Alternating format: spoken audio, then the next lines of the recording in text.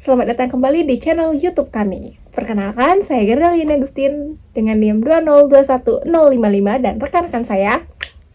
Halo semuanya, perkenalkan nama saya Devi Kristiana Nainggolan dengan NIM 2021104. Perkenalkan, nama saya Christian Indra Wijaya dengan NIM 202113. Kami dari mahasiswa Universitas Katolik Musikaritas Palembang semester 7. Pada video kali ini kami akan menjelaskan mengenai penganggaran sektor publik.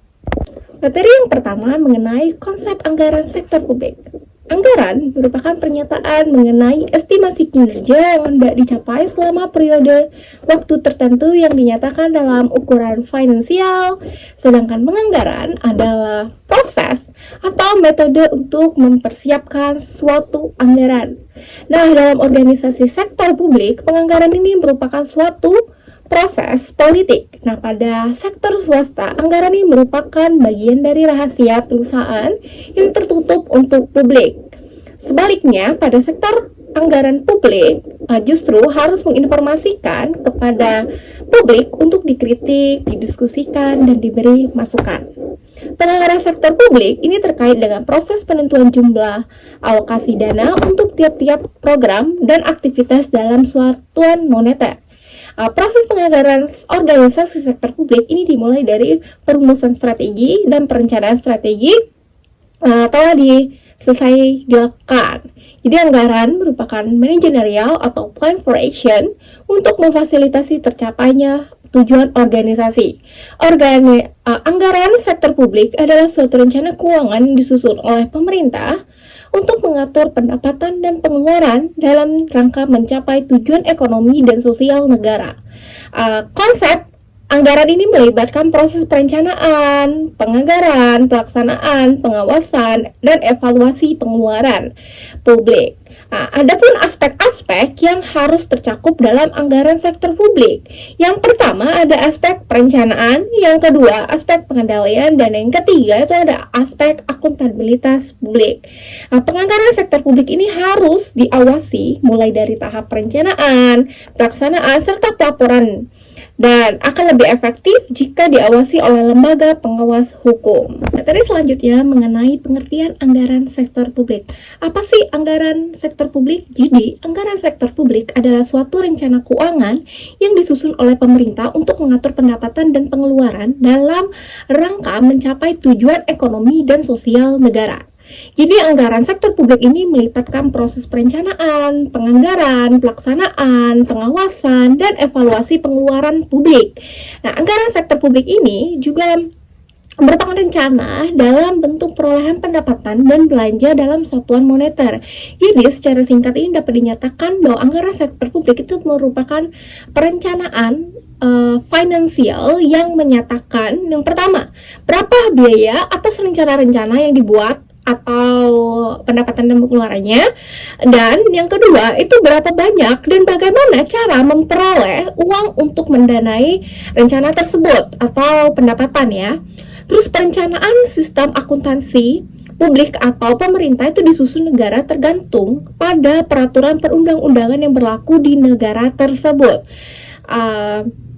Menurut PBB, ciri-ciri dari sistem akuntansi pemerintah, yang pertama itu sistem akuntansi pemerintah itu harus dirancang sesuai dengan konstitusi dan peraturan perundang-undangan yang berlaku pada suatu negara. Yang kedua, sistem akuntansi pemerintah itu harus dapat menyediakan informasi yang akuntabel dan auditable.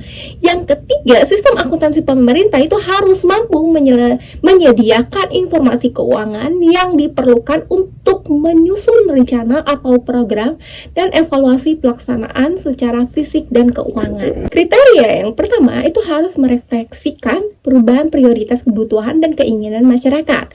Dan yang kedua itu menentukan penerimaan dan pengeluaran departemen-departemen pemerintah, pemerintahan provinsi atau pemerintahan daerah.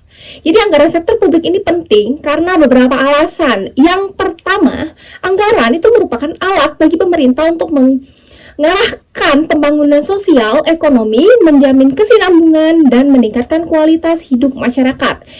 Penting yang kedua, Anggaran ini diperlukan karena adanya kebutuhan dan keinginan masyarakat yang tak terbatas dan terus berkembang. Tapi, sedangkan sumber daya yang ada itu terbatas. Jadi, anggaran diperlukan karena adanya masalah keterbatasan sumber daya atau scarcity of resource, pilihan, choice, dan trade-offs. Yang ketiga, itu anggaran diperlukan untuk meyakinkan bahwa pemerintah itu telah bertanggung jawab kepada rakyat. Dalam hal ini, anggaran publik itu merupakan instrumen pelaksanaan akuntabilitas publik oleh lembaga-lembaga yang ada. Materi selanjutnya mengenai fungsi anggaran sektor publik. Jadi anggaran sektor publik itu mempunyai beberapa fungsi.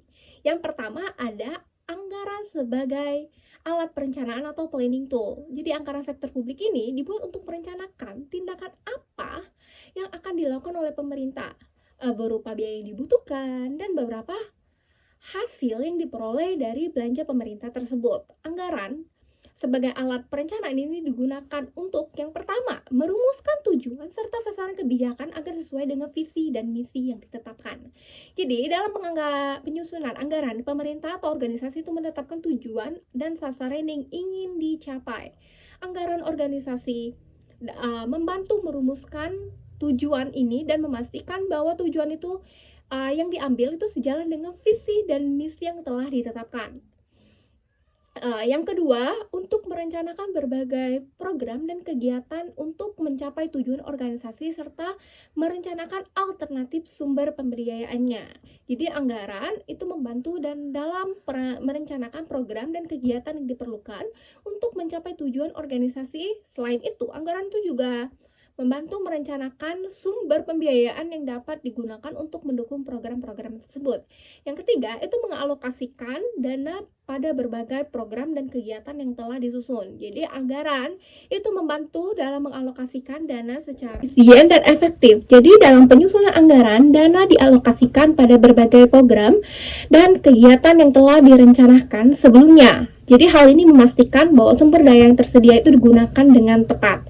Yang keempat, itu menentukan indikator kinerja dan tingkat pencapaian strategi. Jadi anggaran juga membantu dalam menentukan indikator kinerja dan tingkat pencapaian strategi. Dalam penyusunan anggaran, pemerintah atau organisasi ini menetapkan target atau indikator kinerja yang ingin dicapai. Hal ini memungkinkan evaluasi terhadap pencapaian strategi yang telah ditetapkan. Kedua, anggaran itu juga sebagai alat pengendalian atau control tool. Sebagai alat pengendalian, anggaran ini memberikan rencana detail atas pendapatan dan pengeluaran pemerintah agar pembelanjaan itu dapat dipertanggungjawabkan kepada publik. Anggaran sebagai instrumen pengendalian ini digunakan untuk menghindari adanya overspending, underspending, dan salah sasaran dalam pengalokasian anggaran dalam bidang lain yang bukan merupakan prioritas. Yang ketiga, itu menemukan penyebab yang dapat dikendalikan atau controllable dan tidak dapat dikendalikan atau uncontrollable atas suatu varians. Nah, dalam pengendalian anggaran itu penting untuk mengidentifikasi penyebab dari penyimpangan anggaran. Nah, penyebab dapat dibedakan menjadi faktor-faktor yang dapat dikendalikan dan faktor yang tidak dapat dikendalikan. Nah, dengan mengetahui penyebab yang dapat dikendalikan, langkah-langkah yang dapat diambil itu untuk mengendalikan penyimpangan tersebut. Yang keempat, itu merevisi standar biaya atau target anggaran untuk tahun berikutnya. Jadi, dalam pengendalian penganggaran ini, jika terdapat penyimpangan yang signifikan atau perubahan kondisi yang mempengaruhi anggaran, maka standar biaya atau target anggaran dapat direvisi untuk tahun berikutnya. Hal ini untuk membantu dalam mengikuti perubahan kebutuhan atau situasi yang ada, sehingga anggaran itu dapat tetap relevan dan realistis. Ketiga, anggaran sebagai alat kebijakan fiskal atau fiscal tools. Jadi, anggaran sebagai alat kebijakan fiskal, pemerintah itu digunakan untuk menstabilkan ekonomi dan mendorong pertumbuhan ekonomi. Anggaran dapat digunakan untuk mendorong, memfasilitasi, dan mengkoordinasikan kegiatan ekonomi masyarakat sehingga dapat mempercepat pertumbuhan dari ekonomi. Yang keempat, anggaran juga sebagai alat politik atau political tools.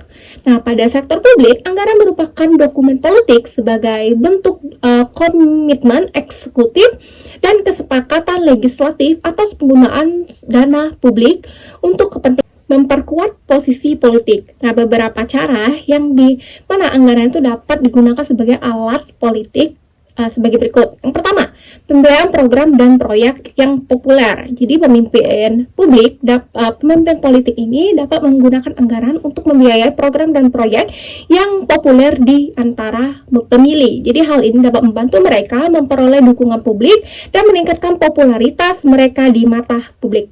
Yang kedua, pengalokasian dana itu ke daerah pemilih. Jadi pemimpin politik dapat menggunakan anggaran untuk mengalokasikan dana secara selektif ke daerah yang mereka pilih. Nah, hal ini dapat digunakan sebagai cara untuk memperoleh dukungan politik dari daerah-daerah tertentu.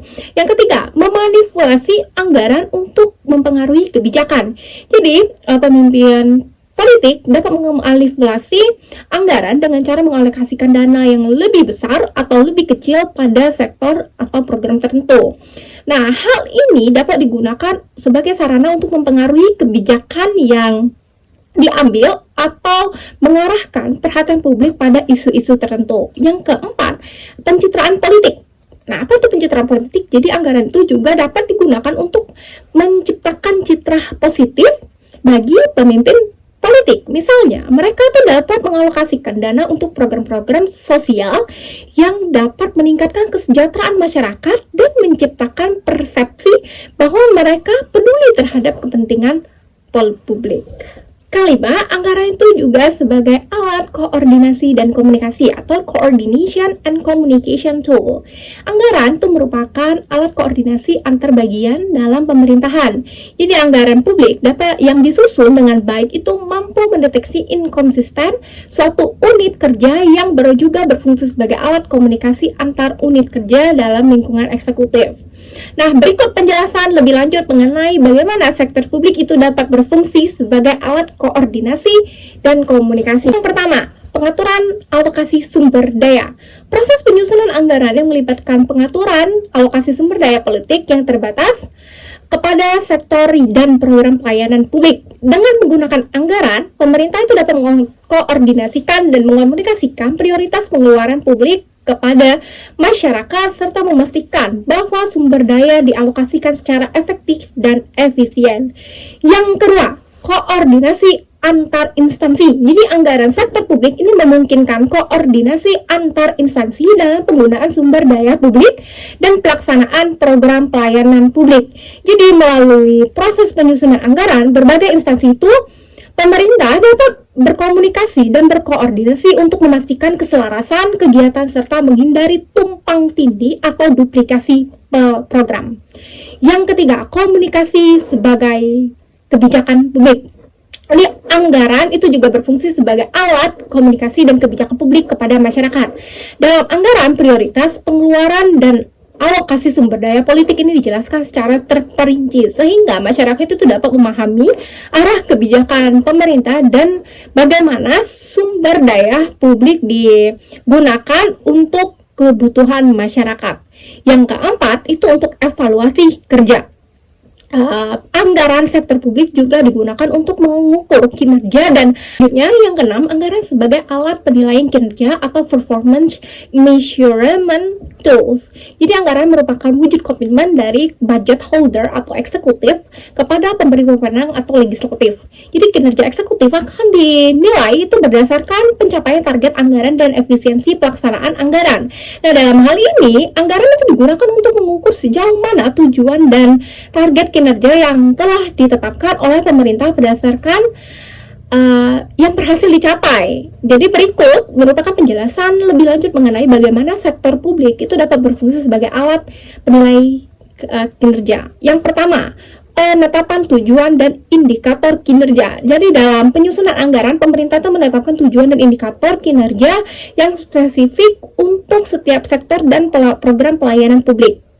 Misalnya ya, dalam sektor pendidikan, tujuan mungkin adalah meningkatkan angka partisipasi sekolah dan indikator kinerja dalam berupa tingkat kelulusan siswa. Nah, dengan menetapkan tujuan dan indikator yang kinerja yang jelas, jadi pemerintah itu dapat mengukur sejauh mana keberhasilan dalam mencapai target tersebut. 7. Anggaran sebagai alat motivasi atau motivation tools. Jadi anggaran itu dapat juga memotivasi pegawai. Jadi anggaran hendaknya bersifat challenging but attainable atau determining but achievable. Jadi maksudnya itu adalah target anggaran hendaknya jangan terlalu tinggi hingga tidak dapat dipenuhi, namun juga jangan terlalu rendah hingga mudah dicapai. Anggaran sektor publik itu dapat digunakan sebagai alat motivasi untuk mendorong kinerja yang lebih baik dari para pegawai sektor publik. Nah, dalam konteks ini anggaran itu dapat memberikan sasaran kinerja yang jelas dan memberikan intensif bagi para pegawai untuk mencapai target tertentu. Nah, dengan menetapkan tujuan kinerja yang spesifik itu dan menghubungkannya dengan alokasi anggaran, jadi pegawai akan merasa termotivasi untuk bekerja dengan lebih baik. Yang ke-8, anggaran itu juga sebagai alat untuk menciptakan ruang publik atau public share. Jadi ruang publik adalah tempat di mana warga negara itu dapat berpartisipasi dalam pengambilan keputusan publik dan mengemukakan pendapat mereka mengenai alokasi anggaran dan prioritas pengeluaran pemerintah. Nah, dalam konteks ini, anggaran sektor publik itu dapat membantu menciptakan ruang publik dengan cara yang pertama itu transparansi anggaran. Anggaran sektor publik yang transparan memungkinkan warga negara untuk memahami dan mengawasi pengeluaran pemerintah. Nah, dengan memiliki akses terhadap informasi anggaran yang jelas dan mudah dipahami, jadi warga negara itu dapat lebih aktif dalam mengawasi penggunaan dana publik dan memberikan masukan terkait alokasi anggaran sesuai dengan kebutuhan masyarakat. Dan yang kedua, masyarakat, LSM, perguruan tinggi, dan berbagai organisasi kemasyarakatan harus terlibat dalam proses penganggaran publik. Kelompok masyarakat yang terorganisir akan mencoba mempengaruhi anggaran pemerintah kelompok lain yang kurang terorganisir agar itu mempercayakan aspirasinya melalui proses politik yang ada. Baiklah, kita masuk di jenis-jenis anggaran sektor publik. Yang pertama, yaitu anggaran operasional. Anggaran operasional digunakan untuk merencanakan kebutuhan sehari-hari dalam menjalankan pemerintahan. Misalnya adalah belanja rutin, yaitu pengeluaran yang manfaatnya hanya untuk 1 tahun anggaran dan tidak dapat menambah aset atau kekayaan bagi pemerintah. Secara umum, pengeluaran yang masuk dalam kategori anggaran antara lain belanja administrasi umum dan belanja operasional dan pemeliharaan. Anggaran sektor publik terdiri dari beberapa jenis anggaran. Salah satunya adalah anggaran operasional. Anggaran ini adalah jenis anggaran yang digunakan untuk mengalokasikan dana untuk kegiatan operasional sehari-hari suatu organisasi atau lembaga pemerintah. Baiklah, yang kedua adalah anggaran modal. Anggaran modal menunjukkan rencana jangka panjang dan pembelanjaan atas aktivitas tetap seperti gedung, peralatan, kendaraan, perabot, dan sebagainya. Pada dasarnya pemerintah tidak mempunyai uang yang dimiliki sendiri, sebab sebelumnya adalah milik publik. Anggaran publik juga mencakup jenis anggaran modal. Anggaran modal digunakan untuk mengalokasikan dana untuk investasi dalam aset jangka panjang seperti pembangunan infrastruktur, penggandaan peralatan, dan proyek-proyek strategis lainnya. Anggaran modal bertujuan untuk mengembangkan dan memperluas kapasitas pemerintah atau organisasi dalam jangka panjang. Dana dialokasikan dalam anggaran modal digunakan untuk membiayai pembangunan dan penggandaan aset yang akan memberikan manfaat jangka panjang bagi masyarakat. Baiklah, yang ketiga adalah anggaran berdasarkan pengesahan.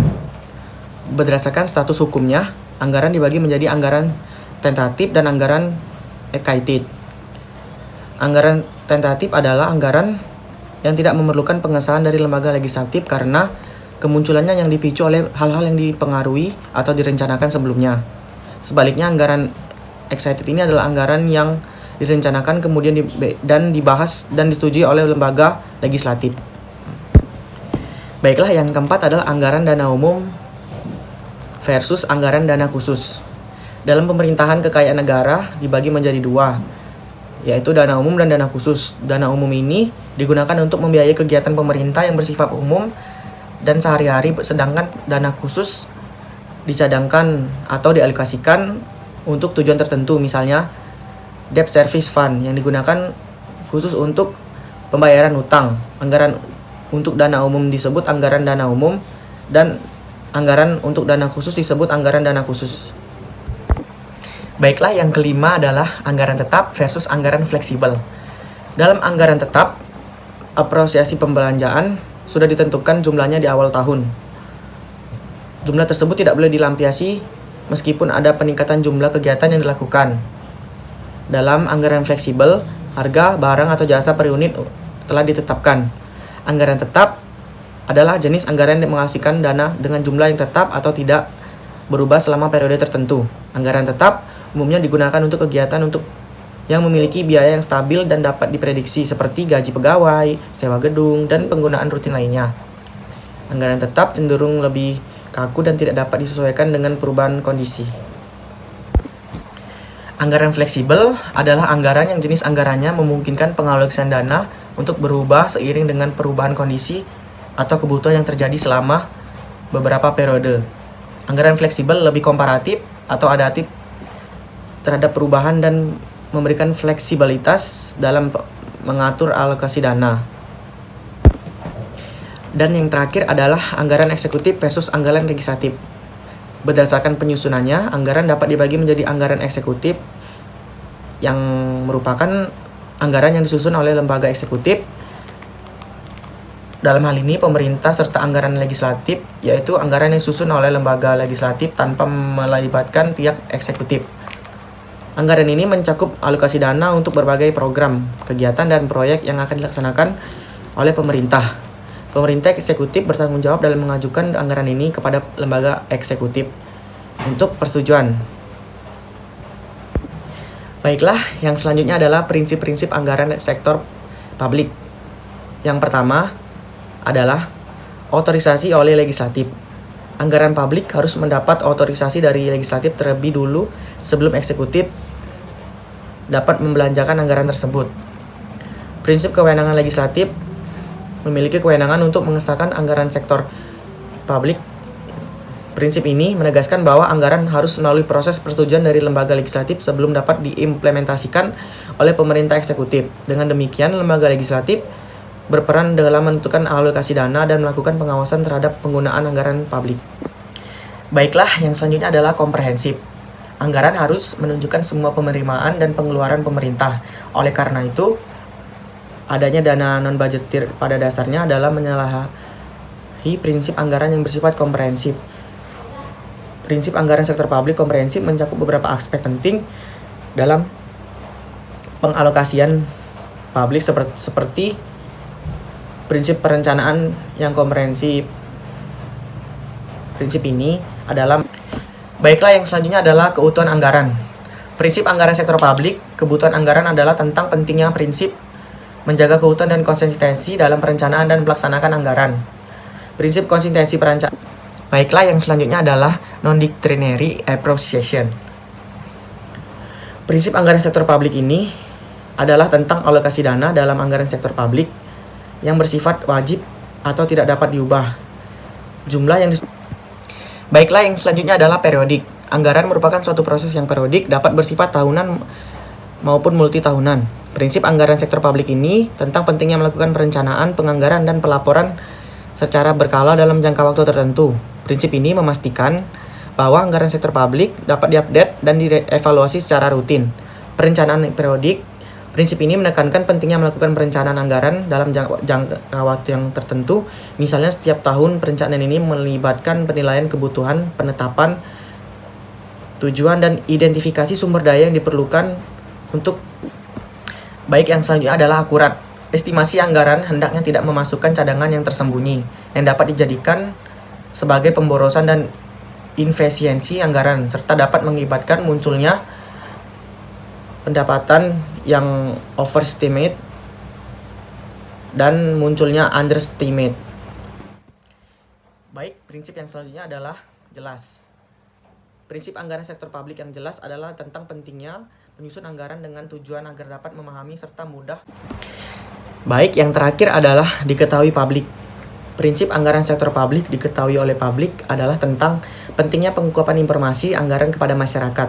Prinsip ini menekankan transparansi dan partisipasi publik dalam proses perencanaan, penganggaran, dan pengalokasian keuangan publik. Saya akan menjelaskan apa yang dimaksud dengan proses penyusunan anggaran sektor publik. Proses penyusunan anggaran sektor publik itu dibagi menjadi 4 tujuan. Yang pertama, membantu pemerintah mencapai tujuan fiskal dan meningkatkan koordinasi antar bagian dalam lingkungan pemerintahan. Dalam proses penyusunan anggaran, pemerintahan menetapkan tujuan fiskal yang mencangkup penerimaan dan pengeluaran negara. Yang kedua, ada membantu menciptakan efisiensi dan keadilan dalam menyediakan barang dan jasa publik melalui proses pemorientasan. Dalam proses penyusunan anggaran, pemerintah akan memprioritaskan penggunaan sumber daya yang terbatas untuk memenuhi kebutuhan dan kepentingan publik. Yang ketiga, memungkinkan bagi pemerintah untuk memenuhi prioritas belanja. Dalam penyusunan anggaran, pemerintah harus mempertimbangkan prioritas belanja yang telah ditetapkan. Anggaran memungkinkan pemerintah untuk mengalokasikan dana secara tepat guna sesuai dengan prioritas tersebut dan memastikan pemenuhan kebutuhan masyarakat. Yang keempat, meningkatkan transparansi dan pertanggungjawaban pemerintah kepada DPR atau DPRD dan masyarakat luas. Proses penyusunan anggaran yang transparan memungkinkan pemerintah untuk mempertanggungjawabkan penggunaan dana publik kepada DPR atau DPRD dan masyarakat luas. Yang selanjutnya yaitu faktor dominan yang terdapat dalam proses penganggaran adalah yang pertama, tujuan dan target yang hendak dicapai. Faktor ini menjadi dominan dalam proses penganggaran karena anggaran akan digunakan untuk mencapai tujuan dan target yang telah ditetapkan oleh pemerintah. Yang kedua, ketersediaan sumber daya atau faktor-faktor produksi yang dimiliki pemerintah. Faktor ini juga sangat penting dalam proses penganggaran.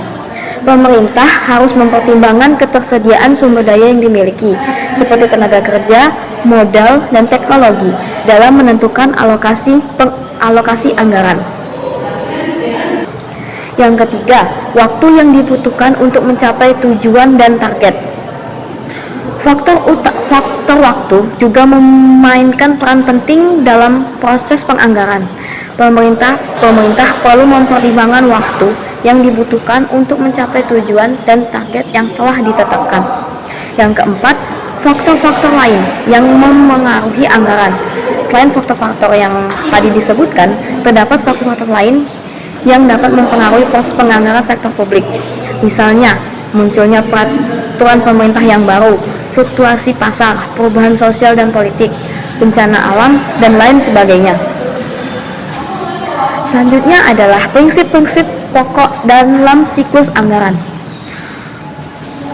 Siklus dalam anggaran terdapat 4 tahapan yang terdiri dari tahapan persiapan anggaran atau preparation, yang kedua tahap ratifikasi atau approval atau ratification, yang ketiga tahap implementasi atau implementation, dan yang keempat tahap pelaporan dan evaluasi atau report.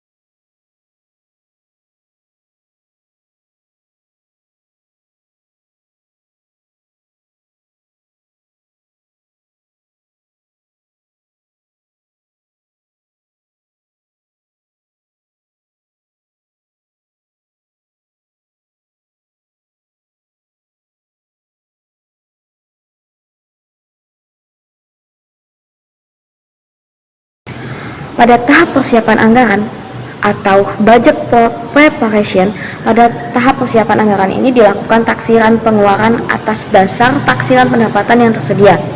Yang perlu diperhatikan adalah sebelum menyetujui taksiran pengeluaran, terlebih dahulu harus dilakukan penafsiran pendapatan secara akurat. Tahapan ini di mana pemerintah mulai menyusun anggaran. Prosesnya bisa melibatkan banyak pihak yang bekerja keras buat nentuin prioritas dan alokasi dana yang tepat. Selanjutnya adalah karakteristik anggaran sektor publik.